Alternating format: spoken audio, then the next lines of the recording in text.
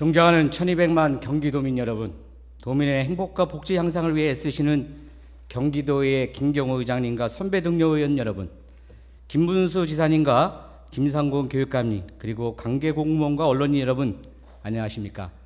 기획재정위원회 소속 새누리당 파주 출신 신현석 의원입니다. 도동 질문에 앞서 국회 국정감사를 준비하고 추진을 하고 수고하신 김문수 지사님과 김상곤 교육감님, 관계 공무원 여러분께 감사의 말씀을 드립니다. 먼저 존경하는 김상곤 교육감님께 질의하겠습니다. 본 의원은 오늘 경기도의 교육 발전을 위해 김상곤 교육감께 경기도 교육과 관련된 몇 가지 질문을 하고자 합니다.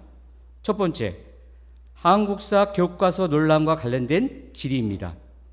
역사교육은 학생들에게 애국심과 시민의식을 보듬어주고 국민적 정체성을 길러주는 교육의 핵심이라고 할 수 있습니다.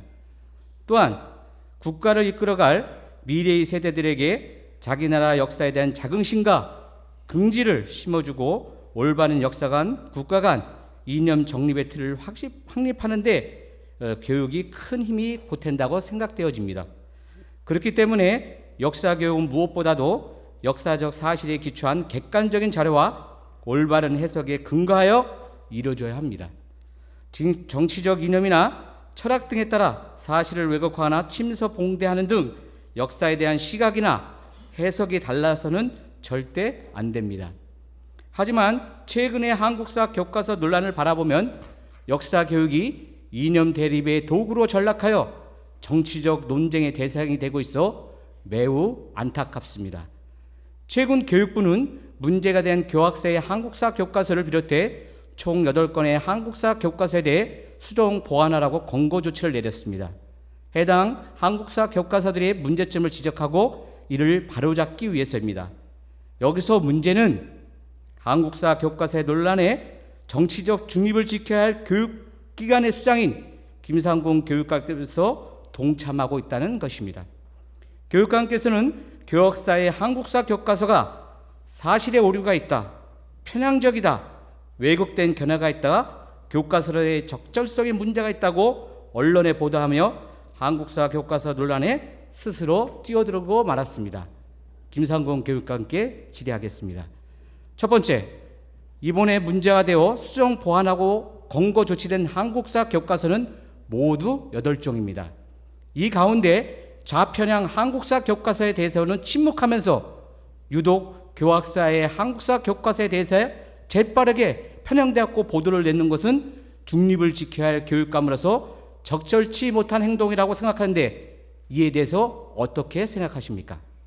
둘째, 경기도 교육청은 교학사의 한국사 교과서에 대한 검토 분석을 통해 분석 자료를 발표하였습니다. 검토 분석에 참여한 전문가들의 인적사항, 학력, 경력 등이 포함된 명단을 제출해 주시고 답변해 주시기 바랍니다. 셋째, 일선학계에서는 김상곤 교육감의 발언 등 언론 보도들이 교학사의 한국사 교과서를 채택하지 못하도록 압력을 가하는 것이라고 생각되고 있는데 이에 대해 교육감 생각은 어떤지 답변해 주시기 바랍니다. 넷째, 교육부는 한국사 교과서 8종에서 총 829건의 오류, 편향, 왜곡 등이 있었다고 발표하였습니다.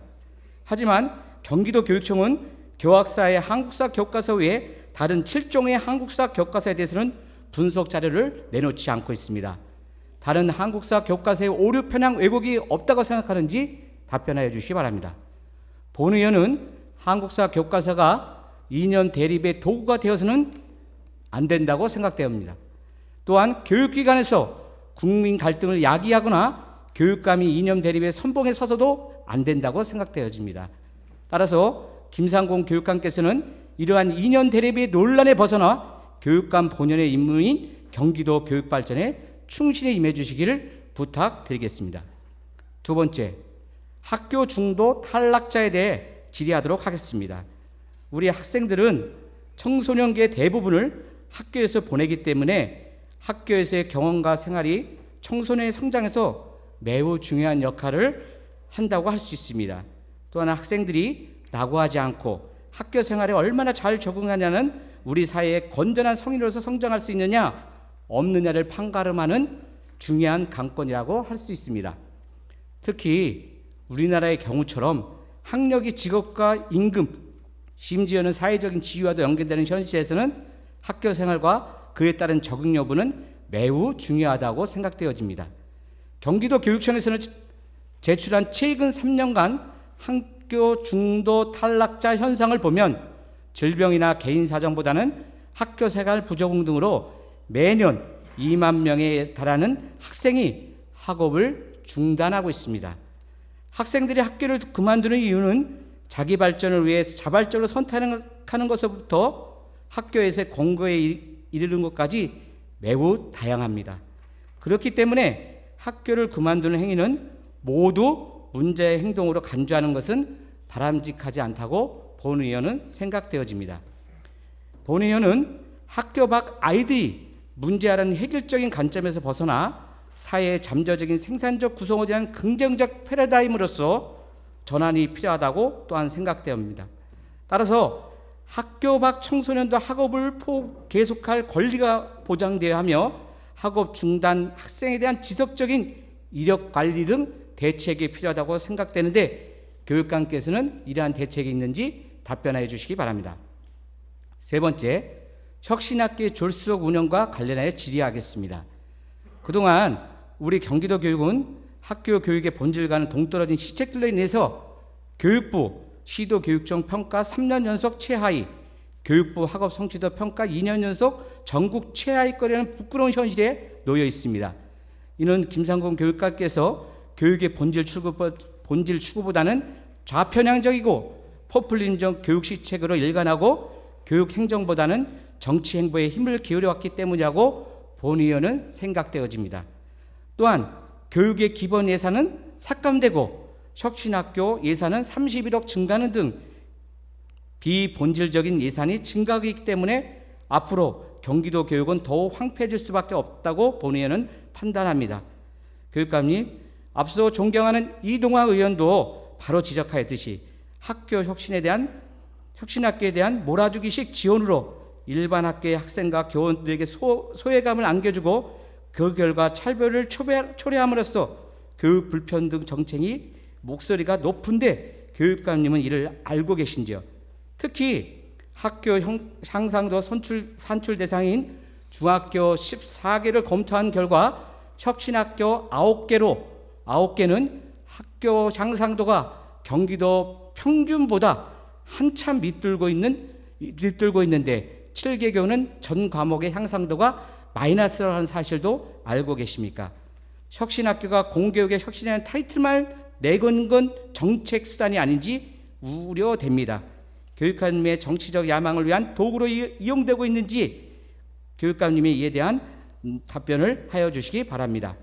네 번째, 재단법인 경기도 교육연구원의 인사 운영과 관련하여 질의하겠습니다. 경기도 산하기관들이 저마다 뼈를 깎는 구조조정을 하고 있는 상황에서 교육감께서는 오히려 몸집을 키우고 본인 코드에 맞는 연구를 위해 경기도 교육연구원을 재단 법인화했고 재단 이사장, 원장 등을 재단 운영진으로 구성한 것으로 알고 있습니다. 본 의원은 재단 운영진과 관련하여 교육감께서 어떤 의도로 이러한 인사 조치를 행하신지 묻고 싶습니다. 또한 경기도 교육연구원에 대해 교육감께서 가지고 계신 견해는 무엇인지 현재와 같은 인사 운영과 재단 운영에 문제가 없다고 생각하는지 답변하여 주시기 바랍니다. 이어서 본 의원은 존경하는 김문수 도지사님께 질의하겠습니다. 첫 번째, 지방교육재정교부금법 개정과 관련된 질의하겠습니다.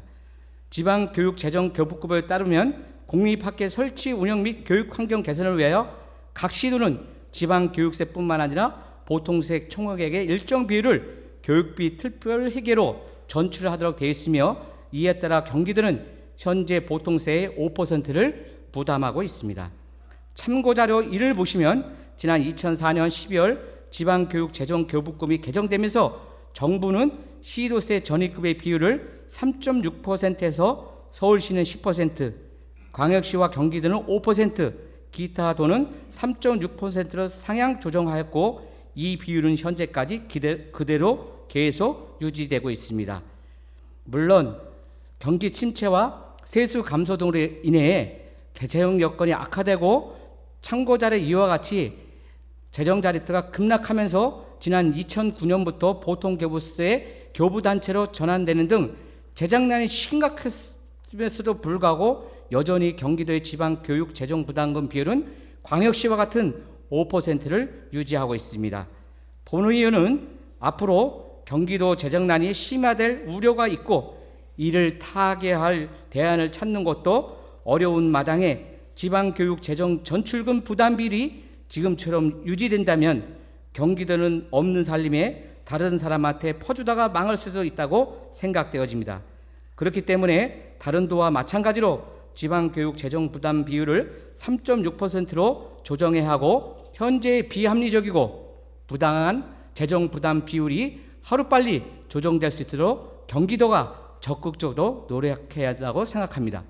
본 의원은 지방교육재정교부법 개정과 관련하여 도지사님께 어떤 견해와 대책을 갖고 있는지 국회와 정부의 이 문제 해결을 위해 어떻게 개선 요구를 할 계획인지 답변해 주시기 바랍니다. 둘째, 경기도 중점사업 선정 및 예산 배정 기준과 관련된 질의입니다. 현재 경기도가 재정난으로 어려움을 겪고 있습니다. 2014년도 재정의 우선순위와 어떤 기준과 원칙을 가지고 생각되는지 도지사님이 답변하여 주시기 바랍니다. 세 번째, 공공요금 조정 여부와 관련된 질의입니다. 경기도가 재정 여건이 악화됨에 따라 예산 부족 문제가 발생하고 장기적인 경기 침체로 특단의 경기 부양책이나 경기 회복을 위한 대안이 필요하다고 생각되는 시점입니다. 일반적으로 세수 확보를 위한 방안으로 공공요금 및 공공시설 사용료, 이용료 등의 조정을 고려하는 경우가 많고 실제로 그렇게 하는 경우도 많이 있습니다. 도지사님께서는 현재 재정 위기를 해결하기 위해서 어떤 방안을 갖고 있는지 답변하여 주시기 바랍니다. 네 번째, 공무원의 복지 및 예비 합격자 제도 도입과 관련된 질의입니다. 먼저 공무원 복지와 관련해 말씀드리겠습니다. 서울시의 경우 장기 근속 공무원에 대한 장기 휴자제도를 도입하고 있는 것으로 알고 있습니다. 경기도도 공무원의 사기 진작 등을 위해서 장기 휴가 제도가 필요하다고 생각하는데 도지사님의 견해를 말씀해 주시기 바랍니다. 다음으로 공무원 임용 시 예비 합격자 제도를 도입하여 결혼에 따른 불필요한 재공고 등을 막을 수 있다고 생각되어집니다. 예비 합격자 제도를 도입하여 불필요한 행정 낭비를 방지하는 것이 필요하다고 생각되는데 이에 대한 도지사님의 견해는 밝혀주시기 바랍니다. 다섯 번째, 소규모 민간 노인 요양시설의 주방 조리원 인건비 지원과 관련하여 질의하겠습니다. 전국의 노인 요양시설은 4,326개소로 우리 경기도에 1,258개소가 존재하며 전국 대비 약 30%에 달하는 많은 노인 요양시설이 운영되고 있습니다. 이 가운데 약 73%인 915개소가 30인 미만의 소규모 노인 요양시설입니다. 이러한 노인 요양시설에서는 돌봄이 필요한 중증의 많은 어르신들을 정성으로 보살펴드리며 노인 학대나 유기 등 사회적 병폐로부터 어르신들을 보호하며 행복한 노후를 영위할 수 있게 하고 있습니다. 건강보호공단의 발표에 따르면 노인 복지에 대한 장기 요양제도의 인지율이 67%, 제도의 필요성과 이용 희망률이 93%에 이를 정도로 매우 긍정적이고 낙관적으로 운영되고 있습니다. 특히 노인 요양 공동생활가정은 공동 공실률이 6%대로 노인과 그 보호자들이 선호하고 있습니다. 하지만 노인 요양시설이 점점 민간화, 소규모화되고 있음에도 불구하고 제도적으로 지원을 받지 못해 서비스 질적 하락의 원인으로 지목되고 있습니다. 실제로 사회복지사업법 제24조 및 동법 시행령 제20조 규정에 따라 법인시설과 개인시설은 달리 구분하여 규정받지 않고 있음에도 불구하고 법인시설은 종사자 처우 개선비, 특별수당, 기능보강비 등을 지원받지만 개인 운영시설에 대해서는 장기 요양급여 수가 외에는 어떠한 지원도 받고 있지 않는 실정입니다. 또한 운영 실태를 살펴보면 개인이 운영하는 소규모 노인복지시설은 열악한 환경으로 많은 어려움 속에서도 노인복지를 담당하고 있습니다. 본 의원은 이미 작년 10월 272회 임시회 본회의와 지난 9월 281회 임시회 본회의에서 두 차례 5분 자유 발언을 통해 30인 이하 소규모 민간 노인 요양시설의 주방 조리원에게 인건비가 보장되어야 한다고 거듭 강조하였습니다. 그 결과 5분 발언 이후 도지사님의 지시로 경기복지재단에서 30인 미만 노인 요양시설 조리원 고용 실태에 대해서 조사가 있었습니다. 조치를 취해 주신 도지사님께 정말 감사를 드립니다. 경기복지재단의 연구 결과 국가 차원의 제도 개선이 필요하다고 시설 유형별 차별성을 고려한 개선 방안이 필요하다고 여러 의견이 나왔습니다. 현재 노인 장기 요양보호법의 시행규칙 일부 개정에 따라 노인 요양시설의 조리 인력비에 대한 지원 방안이 마련되어 있긴 하지만 현장에 있는 소규모 시설의 원장들은 조리원을 채용하고 싶어도 채용하지 못하는 현실이라고 말할 수 있습니다. 도지사님, 지금 이 순간에도 어려운 현실 속에서 수많은 소규모 노인복지시설과 장기 요양시설자들이 종사자들은 어르신들을 돌보며 주방 업무를 병행하고 있습니다. 본의원은 이들 시설의 조성사자들이 어르신들을 돌보는 일에 전념할 수 있도록 도와 시군에서 주방 조리원에 대한 인건비 지원을 해줘야 된다고 생각합니다. 이에 대한 도지사님의 생각과 예산 반영에 대한 답변을 부탁드립니다. 6번째, 찾아가는 현장 행정과 북부 지역의 행정책에 대해 질문입니다. 경기도는 인구가 1250만 명으로 전국에서 가장 많고 도민들의 복지에 대한 수요도 그 어떤 지역보다 높은 실정입니다. 그러나 경기도의 안전행정실장의 직급이 3급이므로 여러한 문제가 반영되고 있습니다. 이러한 반영은 본 의원이 2013년 11월 1일 파주시 운종행복센터에서 운종지구내 7개 단지 복도시 국민임대주택 등 눈비 가림용 샤시 설치 방안을 마련하고 민북지역의 주민의 이용이 불편한 추리 시스템을 개선을 위해 1억 5천만의 예산을 지원하고 하고 있으며 수도권 광역급행철도 파주 연장권에 대해서 적극 노력하였다는 답변을 듣고 도민들은 도지사님께 매우 기뻐하는 모습을 보았습니다.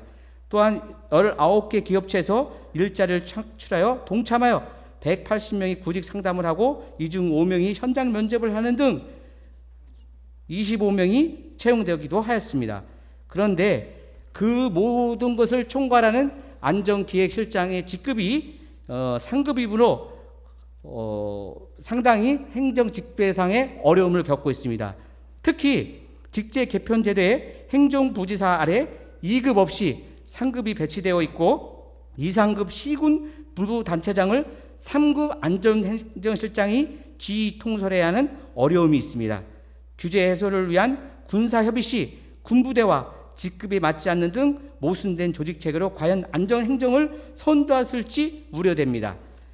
존경하는 도지사님께서 경기도는 대한민국에서 가장 큰 광역 지방자치단체로 특히 북부 청사는 전국 5위의 인구 규모로서 지역 특수성에 따른 국가 특수행정을 수행하는 경기도의 안전행정실장 직급 상향 조정이 시급히 이루어져야 한다고 생각하는데 이에 대한 도지사님의 견해와 직급 상향에 관한 진행사항 그리고 앞으로 추진 계획에 대해 발표해 주시기 바랍니다. 마지막으로 지역 현안에 대해서 말씀드리겠습니다. 첫 번째, DMZ 세계평화공원 파주 유치 및 DMZ 지역 연계 관광사업 관련된 질의입니다. 도지사님께서는 혹시 DMZ 세계평화공원 조성지역 선호도 조사에서 파주가 최적지로 나타났다는 기사를 보셨습니까? 본 의원은 DMZ 세계평화공원 조성지역에 대한 도지사님 생각은 어떤지 궁금하고 DMZ 세계평화공원 유치를 위한 경기도 차원의 노력에 대해 답변해 주시기 바랍니다. 추가로 본 의원은 지난 282회 임시회 본회의의 5분 자유 발언을 통해 DMZ 관광사업이 지역 연계 사업으로 추진해야 한다고 언급한 바 있습니다. 연간 500만 이상이 DMZ 관광지를 방문하고 있음에도 불구하고 지역과 연계된 관광상품 개발이 미흡하여 지역적 효과가 전혀 나타나지 않았음을 주장하고 강조하였습니다. 이에 다음과 같이 4가지 사항에 대해 요청도 하였습니다.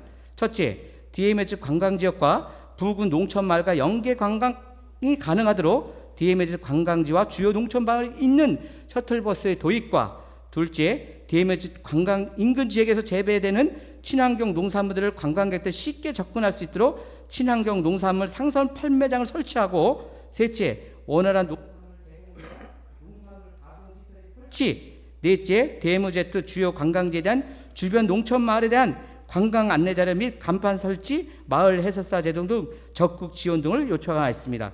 5분 발언 이후 관계부서에서 주요 요청사항에 대한 답변이 왔습니다.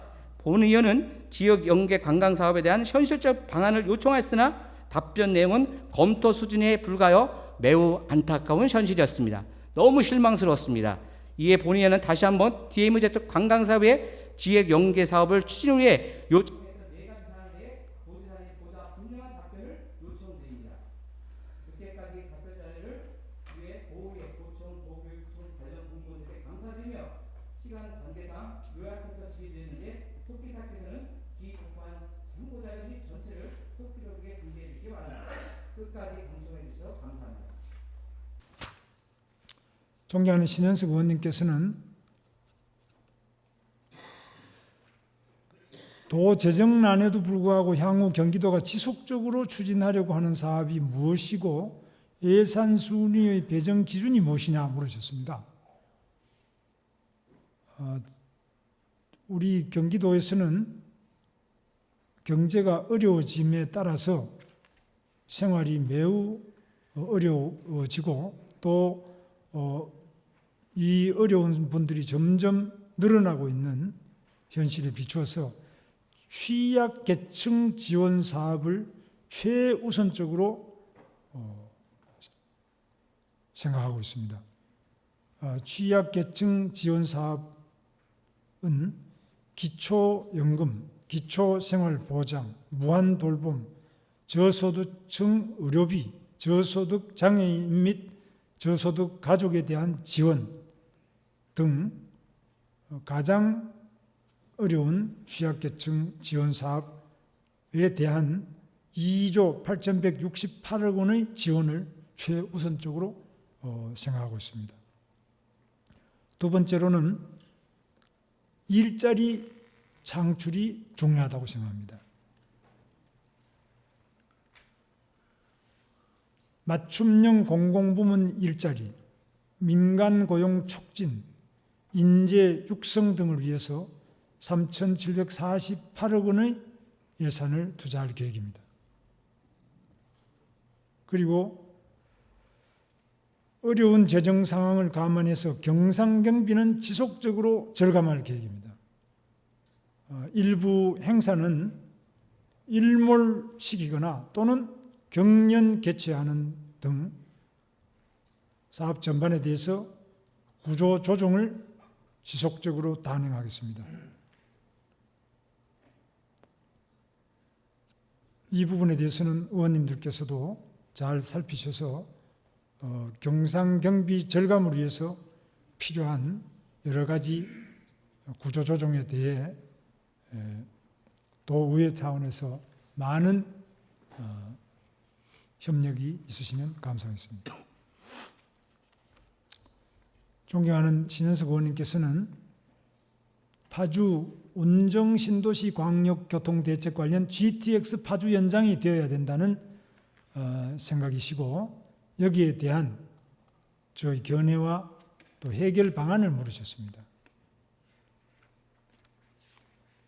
저희 도 입장도 이 GTX가 운정신도시까지 연장되는 것은 매우 바람직하다고 생각합니다만은 이 GTX 세 개 노선은 모두 국가 광역철도 사업으로 수립되어 있기 때문에 중앙정부와 적극적으로 협력해 나가도록 하겠습니다.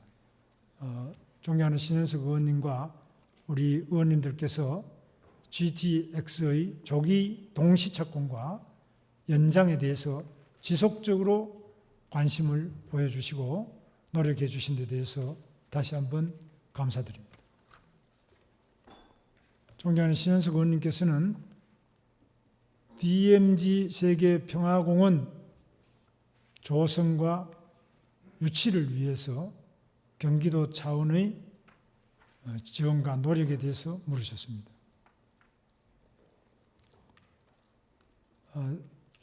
존경하는 신현석 의원님 말씀처럼 경기 북부 지역은 전쟁이 매우 치열하게 이루어졌던 지역이고 또한 분단의 가장 상징적인 지역으로서 그 상징성 또 그 접근성 또 보존의 가치와 필요성 모든 면에서 세계적으로 가장 주목받아온 지역입니다. 따라서 지난 8월 21일 우리 경기도는 한강 하구와 파주, 연천 지역 등에 대해서 통일부 장관에게 세계평화공원의 조성과 그 최적지가 우리 경기도 지역임을 다시 한번 건의한 바가 있습니다. 우리 경기도는 DMZ 세계평화공원이 우리 지역에 소재하고 있는 중립지역과 DMZ를 비롯해서 여러 곳에 대해서 지속적으로 현장 조사와 또 연구자를 통한 여러 가지 노력을 통해서 세계 인류의 평화 염원 또한 자연 자원의 보존 그리고 남북의 교류와 협력을 위해서 잘 보존 또는 발전될 수 있도록 지속적으로 노력하면서 중앙정부의 정책 방향에도 우리 경기도의 구상이 반영될 수 있도록 건의문을 전달하고 지역 추진단을 구성하는 등 여러 가지 노력을 지속토록 하겠습니다. 그 밖에 존경하는 신현석 의원님께서 질문하신 광역시와 경기도 간 세수 구조의 차이에도 불구하고 동일하게 보통세를 5%로 정한 것은 문제가 있다는 지적과 개선 대책에 대하여 물으신 사항에 대해서는 평생교육국장 세수 확보 방안으로 공공요금 등을 합리적으로 조정하는 방안과 장기 근속 공무원에 대한 장기 휴가제 도입 및 공무원 임용 시 예비 합격자 제도를 두어 결혼 시 충원하는 방안에 대해서는 자치행정국장이 소규모 노인 요양시설의 주방조리원 인건비 지원 건의에 대해서는 보건복지국장이 답변드리도록 하겠습니다. 또한 현재 상급인 안전행정실장의 대외적 협상력과 효과적인 역할 수행을 위하여 직급 향상이 필요하다는 지적에 대해서는 기획조정실장이 파주 운정 신도시에 대한 LH공사의 광역교통망 축소에 대한 대책 방안과 대중교통 인프라 향상 방안에 대하여는 교통건설국장이 GTX 사업 연장 방안 및 경의선 정편 등의 검토에 대해서는 철도물류국장이 DMZ 관광지역과 부근 농촌 마을이 연계하여 관광이 가능하도록 셔틀버스 등 인프라 구축에 대해서는 농정국장이 소상하게 답변 올리도록 하겠습니다. 존경하는 신현석 의원님께서는 최근 교육부에서 문제가 된 교학사의 한국사 교과서를 비롯해 총 8종의 한국사 교과서에 대해 수정 보완하라는 권고 조치를 내렸는데 다른 좌편향 교과서들의 문제에 대해서는 일절 언급 없이 교학사의 역사 교과서만을 우편향이라고 비난하고 있어 문제라고 하시면서 다음 사항에 대해 질의하셨습니다. 첫째, 교학사의 한국사 교과서에 대해서만 재빠르게 편향되었다고 보도를 내놓은 것은 중립을 지켜야 하는 교육감으로서 적절치 못한 행동이라 생각하지는 않는지. 둘째, 교과서를 검토 분석한 전문가의 인적 사항이 포함된 명단을 제출해 줄 것. 셋째, 교육감의 발언, 언론 보도들이 교학사 교과서를 채택하지 못하도록 학교에 압력을 가하는 것은 아닌지. 넷째, 교학사 외에 다른 7종의 한국사 교과서는 오류 편향 왜곡이 없다고 생각하는지에 대해 물으셨습니다. 답변 드리겠습니다. 교학사의 한국사 교과서를 검토하게 된 계기는 그 교과서가 일본의 극우 교과서보다도 친일적이거나 편향적이라는 지적이 있는 등 당시에 사회적으로 논란이 되었기 때문입니다. 도교육청은 교육을 담당하는 기관으로서 이런 사회적 논란의 사실 여부를 확인할 필요가 있었고 이번 검토는 이런 차원에서 이루어진 것입니다. 다만 검토 결과는 내부 검토 자료로 활용하고 있으나 이를 도의회의 요청에 의해 보고한 것이 언론에 보도된 것입니다. 이런 의도로 한국사 교과서를 검토하였기에 검토에 참여한 전문가들의 인적사항이 포함된 명단을 제출하는 것은 적절치 않다고 생각합니다. 이 점에 대해 의원님께서 해량하여 주시기 바랍니다. 역사교과는 단순히 역사적 사실만을 가르치는 것이 아니라 역사를 바라보는 관점과 역사를 공부하는 방법을 가르치는 교과입니다. 일방적이고 편향적인 관점을 강요하도록 만들어진 논란의 교과서가 문제라는 것은 누구나 인정할 것입니다. 이런 면에서 한국사 교과서들에 대한 정부의 수정 지시는 정부 스스로 문제가 있음을 인정한 것이어서 일면 다행스럽게 생각합니다. 끝으로 교과서의 채택 문제는 일선 학교에서 정해진 절차에 의해 추진할 사항입니다. 경기도교육청은 학교와 역사교사들의 전문성을 믿으며 교과서를 채택하는 과정에 압력을 행사할 의도는 전혀 없다는 것을 양해하여 주시기 바랍니다. 존경하는 신현석 의원님께서는 재단법인 경기도교육연구원의 인사운영과 관련하여 경기도 산하기관들은 스스로 구조조정을 행하고 있는 상황에서 오히려 몸집을 키워 경기도교육연구원을 재단법인화하였다고 하시면서 경기도교육연구원에 대한 교육감 견해와 현재 인사운영으로 재단 운영에 문제가 없는지에 대하여 질문 주셨습니다. 먼저 경기도교육연구원 재단법인화 필요성에 대하여 말씀드리겠습니다. 경기 혁신교육 발전을 위한 독창적이고 실용적인 교육정책 연구개발의 싱크탱크 기능을 수행할 전담기관이 필요하며 경기교육정책의 종합적 과학적 체계적인 연구개발 기능을 전담할 연구기관이 필요하여 재단법인 경기도교육연구원을 설립하게 되었습니다. 참고로 경기도는 경기도개발연구원과 경기도가족여성연구원, 경기도시공사 등 25개 출자 출연기관이 있어 경기도에 맞는 정책개발 및 범국가적인 정책연구가 이루어지고 있습니다. 다음은 경기도교육연구원 인사 및 재단 운영에 대하여 말씀드리겠습니다. 재단법인 경기도교육연구원이 조기에 정착하여 연구기관으로서의 역할을 충실히 할 수 있도록 학문적 영향력과 경험이 풍부하신 한완상 전 교육부총리를 이사장으로 영입하였습니다. 그 외 원장 연구위원들은 재단법인 주관으로 원장 추천위원회, 연구직 채용심사위원회 등을 구성하여 공개 채용한 것으로 알고 있습니다. 연구원은 이사장을 비롯한 원장 직원들이 풍부한 연구 실무 경험을 바탕으로 조례와 정관에서 정하고 있는 경기교육 정책을 전문적이고 체계적으로 조사, 연구, 개발하여 경기교육 발전에 기여할 것으로 생각합니다. 경기도교육청에서 처음으로 설립한 재단법인 경기도교육연구원이 설립 목적에 맞게 운영될 수 있도록 의원님들이 적극적인 관심과 지원 부탁드립니다. 이상으로 존경하는 신현석 의원님의 질문에 답변 드렸습니다. 그 밖에 의원님께서 질문하신 학교 중도 탈락자 대책에 관한 사항과 혁신학교 졸속 운영에 관한 사항은 본청 교육국장이 소상하게 답변 올리도록 하겠습니다. 다음 존경하는 신현석 의원님께서는 안전행정실장 직급 상향 조정에 대한 견해와 진행 상황과 향후 추진 계획에 대해서 물으셨습니다. 답변 드리겠습니다. 경기도 북부 지역의 행정 소유와 직급 체계 및 경기도 안전에 대한 총괄 기능을 수행한다는 점을 고려하여 직급 상향은 반드시 필요하다고 생각하고 있습니다. 안전행정실장 직급 상향을 위해서는 대통령령으로 제안하고 있는 기구 정원 법령의 개정이 필요합니다. 도에서는 그동안 수차례에 걸쳐서 안전행정부에 직급 상향을 건의하였습니다.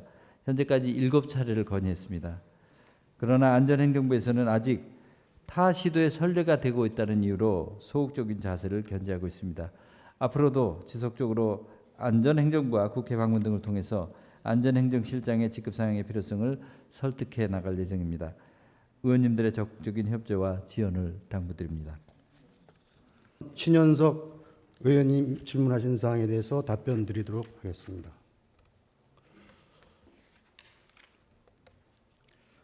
존경하는 신현석 의원님께서는 파주 운정 3지구 광역교통 대책 중 일부 사업 축소에 대한 대책을 물으셨습니다. 의원님도 잘 아시는 바와 같이 당시 LH의 재정 문제로 인해서 운정 3지구 사업이 취소될 수 있는 매우 심각한 위기에 있었습니다. 이에 사업 정상화를 위해 지역구 국회의원을 비롯하여 국토부, 경기도, 파주시 등 6자 협의체를 구성하고 신도시 광역교통대책 TF를 통해 광역교통 개선대책 재조정에 착수하였습니다. 개선대책 축소에 따른 교통용량 최소화를 위해 사업 제외가 아닌 시설 규모 조정과 대체 노선을 개설해서 교통 문제가 없도록 한 사항이며, 지적하신 김포-관산 간 도로는 당초 계획에서 차로수를 축소하는 대신 연결도로인 지방도 363호선을 추가 확장하였습니다. 버스 전용 차로인 BRT 설치를 위하여 확장 및 신설 기로한 대화역에서 과자지구 신도시 도로는 신도시에서 일산 간 도로 확장을 통하여 BRT 노선을 변경하고 그 기능을 유지하였다는 말씀을 드립니다. 이러한 광역교통 대책 변경 사항은 한국교통연구원의 검증과 광역교통정책실미위원회 심의를 통해 광역교통 처리에 문제가 없이 합리적으로 재조정된 것으로 분석 및 평가된 사항입니다. 앞으로 광역교통 개선대책 추진사항 및 주변 교통사항을 모니터링하여 교통 문제가 최소화되도록 지속적으로 관리 감독해 나가겠습니다. 다음은 DMZ 관광지역의 대중교통 증편 등 교통 인프라 확충 방안을 물으신 데 대해 답변드리겠습니다. DMZ 관광지역은 시내버스 1개 노선과 전세버스, 셔틀버스를 활용하여 관광객의 편의를 도모하고 있습니다. 현재 DMZ 관광객 수송을 위해 전세버스와 임진각에서 제3 땅굴까지 셔틀버스를 운행하고 있고, 민북지역 주민을 위해 1개 노선버스를 운행하고 있어 대중교통 이용에 특별한 문제는 없습니다. 향후 DMZ 평화공원 유치 등 관광객 수요가 증가하고 있는 추세임을 감안해서 셔틀버스의 증차 및 벽지노선 확대, 신설 등 대중교통 인프라를 지속적으로 확충해 나가도록 하겠습니다. 이상으로 답변을 마치겠습니다. 먼저 존경하는 신원석 의원님께서 공공요금 등의 조정과 공무원 복지와 관련해서 물으셨습니다. 먼저 재정위기를 해결하기 위한 방안으로 공공요금 등을 조정하는 것에 대한 견해와 공공요금 조정 시 주민 반발을 어떻게 풀어나갈지에 대한 방안을 물으셨습니다. 공공요금 및 사용료 등은 도민의 부담과 물가에 미치는 영향 등을 고려하여 신중하게 검토해야 할 사항으로, 향후 공공요금 및 사용료 등의 인상이 불가피하다면 도민과 관계기관 등의 충분한 의견을 수렴하여 조정 검토하도록 하겠습니다. 두 번째로 의원님께서는 공무원 사기 진작을 위해 장기 휴가제도 도입과 공무원 임용 시 예비 합격자 제도가 필요하다고 말씀하시면서 이에 대한 견해를 물으셨습니다. 공무원 장기 근속 특별휴가제 도입은 경기도 복무조례 개정으로 가능하므로 직원들의 의견 수렴과 타 시도의 특별휴가제도 운영 현황 등을 종합적으로 검토하여 추진토록 하겠습니다. 그리고 추가 합격자 제도는 2014년 공무원 공개시험부터 추가 합격자 제도를 시행할 예정으로, 최종 합격자가 임용을 포기할 경우 필기시험 성적이 높은 순서대로 추가 합격자를 결정하도록 하겠습니다. 경기도 평생교육국 이용희 국장입니다. 존경하는 신현석 의원님께서는 경기도가 재정자립도의 급락으로 보통교부세 교부단체로 전환되었음에도 세수구조가 매우 유리한 광역시 수준으로 지방교육 재정을 부담하고 있는 것은 매우 비합리적이고 부당한 처사라고 지적하시면서 지방교육재정교본법의 개정에 대한 견해와 대책, 그리고 국회와 정부에 대한 개선 요구에 대해서 물으셨습니다. 답변드리겠습니다. 경기도는 계속되는 부동산 세수 감소와 복지 비용의 증가, 그리고 경기도의 특수한 여건과 부합되지 않는 관계 법령의 폐해로 인해서 학교용지 매입비 분담금 등 법정 부담금을 제대로 감당하지 못해 경기도 교육청과 함께 심각한 재정난을 겪고 있어서 근본적인 대책으로 지방교육재정교훈법의 개정이 절실히 필요한 시점이라고 생각됩니다. 정부는 매년 700억 원이나 되는 경기도의 특별한 희생을 외면만 할 것이 아니라 국가재정을 더 확충하여 시도교육청 등의 재정 손실도 보전해 주면서 경기도의 부담도 완화시킴으로써 교육재정비 전출금의 안정적인 정리에 도움을 주는 방향으로 지방교육재정교훈법을 시급히 개정하는 데 적극 협조하셔야 할 것입니다. 경기도는 지난 제18대 국회부터 현재까지 법 개정을 위해서 부단히 노력하고 있음에도 불구하고 근본적으로는 교육부와 기획재정부 등 정부의 보수적인 입장으로 인해서 답보 상태 중에 있음을 보고드립니다.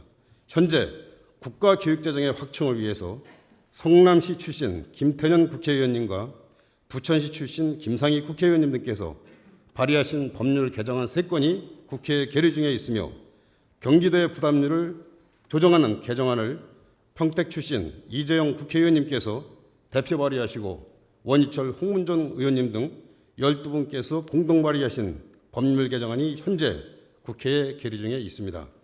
경기도 교육청에서 적극 동참해 주시고 경기도 의회에서 지방교육재정교본법 개정 촉구 결의안을 채택해 주신다면 경기도의 교육재정에 관한 문제들이 조속히 그리고 반드시 해결될 것이라고 확신합니다. 적극 도와주십시오. 이상 답변을 마치겠습니다. 감사합니다. 보건복지국장 박춘배입니다. 존경하는 신영석 의원님께서 노인 장기요양법에 따라 운영 중인 소규모 민간 노인 요양시설에 주방조리원의 인건비가 지원되어야 된다고 말씀하셨습니다. 답변드리겠습니다.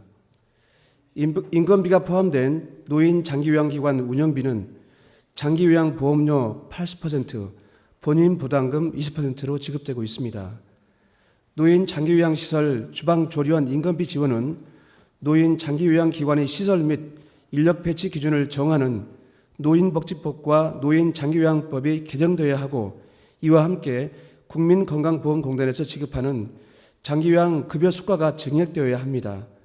우리 도에서는 금년 3월 8일 보건복지부에 노인 장기요양기관 급여 수가 인상과 규제 완화 등을 포함된 개선 방안을 건의하였습니다. 따라서 동 내용이 조속히 반영될 수 있도록 최선을 다해 나가겠습니다. 이상 답변을 마치겠습니다. 감사합니다. 철도물류국장 서상규입니다. 존경하는 신현석 의원님께서 질의하신 경의선 도라선역까지의 정편은 현재 코레일에서 DMZ 안보 관광열차로 전환해서 정편 운영을 계획 중에 있습니다. 적극 협의해서 관철되도록 하겠습니다. 이상 보고를 마치겠습니다. 농중해양국장 김익호입니다. 존경하는 신영석 의원께서 DMZ 인근 농촌마을의 관광연계 활성화와 친환경 농산물 상설 판매장, 농산물 가공물 시설 등의 지원 방안에 대해서 물으셨습니다. 답변 드리겠습니다. DMZ 관광지와 인근 농촌마을을 연계한 스틀버스 운영, 관광 안내 자료와 간판 설치에 대해서는 교통건설국, 경기관광공사와 파주시 등과 협의하겠습니다.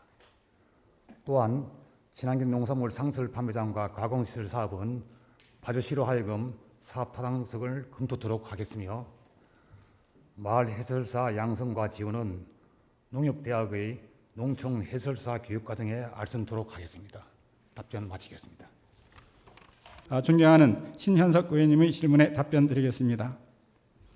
존경하는 신현석 의원님께서는 학교 밖 학생들이 문제아라는 획일적인 관점에서 벗어나 사회의 잠재적인 생산적 구성원이라는 긍정적 패러다임으로의 전환이 필요하다고 말씀하시고 학교 밖 청소년에 대한 학업 지속 관리, 지속적 이력 관리 등 특단의 대책에 대해 질문을 주셨습니다. 답변 드리겠습니다. 우리 교육청에서는 의원님께서 우려하시는 문제 해결을 위해 학업 중단 숙려제, 대안교실, 장기 위탁기관 지정, 복교생을 위한 희망캠프 운영, 그리고 학력 인정 평생교육시설 및 방송통신고등학교 안내 등을 통해 학업 중단 학생 예방을 위해 적극 노력하고 있습니다. 이제까지는 학교 안 학생들의 교육은 교육청의 몫이었고 학교 밖 청소년은 지방자치단체가 관리하는 것으로 여겨졌었던 것도 사실입니다. 그러나 우리 교육청에서는 학교 밖 청소년들에 대한 관심을 가지고 31개 시군에 설치된 경기도 청소년 상담복지센터와의 연계를 통한 학업 중단 학생 이력 관리로 학생이 자퇴원 제출 시 학부모와 학생에게 정보공개 동의서를 받아서 지역 청소년 상담복지센터로 연계하는 방식으로 학업 복귀 및 진로 안내를 하고 있습니다. 뿐만 아니라 우리 교육청에서는 학업 중단을 예방하기 위해 장기 위탁기관 지정 및 확대 운영으로 학교 부적응 등 위기 학생들이 위탁기관에서 적응력을 키워 학교에 다시 복귀할 수 있도록 최대한 노력하고 있습니다. 우리 교육청에서는 학업 중단 위기 학생 및 학교 밖 청소년 지원을 위해 2014년도에는 대안교육 전담팀을 구축하여 체계적으로 지원할 수 있도록 추진 중에 있음을 말씀드립니다. 존경하는 신현석 의원님께서는 혁신학교에 대한 전폭적인 예산 지원은 상대적으로 일반 학교를 차별하는 것이라 하시면서 혁신학교에 대한 지원으로 인하여 생겨나는 혁신학교와 일반 학교와의 차별과 격차에 대한 견해와 대책, 그리고 일반 학교를 정상화시킬 현실적인 대안에 대해 물으셨습니다. 답변 드리겠습니다. 혁신학교 예산 지원은 금년도에는 신규 지정교 1억 원, 기지정교 8천만 원, 4년차 운영교는 기지원액의 10% 감액하여 지원하였고 2014년에는 신규 혁신학교는 1억 원, 2년차 8천만 원, 3년차 7천만 원, 4년차 6천만 원을 기준으로 점차 지원액을 줄여나가 혁신학교 지속성을 유지할 예정입니다. 지원된 예산은 혁신학교 프로그램 개발 및 운영, 교원 역량 강화를 위한 연수비, 교육과정 다양화 특성화를 위한 강사 및 실무사 인건비, 교육환경 구축을 위한 여건 조성비 등으로 사용하고 있으며 혁신학교들에 대한 컨설팅, 중간평가 및 종합평가 등을 통하여 예산을 적정하게 운영하도록 지도하고 있습니다. 이러한 노력을 통하여 혁신학교는 교사습 방법 및 평가 방법 다양화로 학생들의 수업 만족도 향상, 구성원들의 자발성에 기초한 활기차고 생산적인 학교 문화 조성, 학부모 교육활동 참여 증가 등의 공교육 정상화의 모델 학교로 성장과 변화를 가져오고 있다는 말씀을 드립니다. 혁신학교에 대한 지원과는 별도로 우리 도내에는 정부의 재정 지원을 받는 학교가 674교가 있으며 이들 학교는 창의 경영학교, 교과교실제학교, 전원학교, 자율형 국립고, 창의인성 모델학교, 기숙형고 등 연간 최소 3천만 원부터 2억 원까지 정부의 재정 지원을 받고 있어서 일반 학교 교육의 격차 해소와 정상화에 기여하고 있음을 말씀드립니다. 또한 혁신학교와 일반 학교 간 격차 해소와 일반 학교의 정상화 방안은 일반 학교에서도 혁신학교에 대한 기대와 관심이 높아지고 있어 혁신학교 일반화가 가능한 여건이 조성되고 있다고 판단되므로 혁신학교와 일반 학교 간 균형적인 발전을 도모하여 공교육 정상화를 확산하고자 혁신학교 일반화를 위한 혁신학교 클러스터 정책을 추진하고 있습니다. 금년도에는 혁신학교 클러스터에 참여하는 일반 학교가 580교이며 2014년도에는 800교, 2015년에는 1100교 이상으로 확대 운영할 계획입니다. 클러스터에 참여하는 학교에는 교당 500만 원 예산을 지원하여 일반 학교와 혁신학교의 균형적 발전을 도모하도록 노력하겠습니다.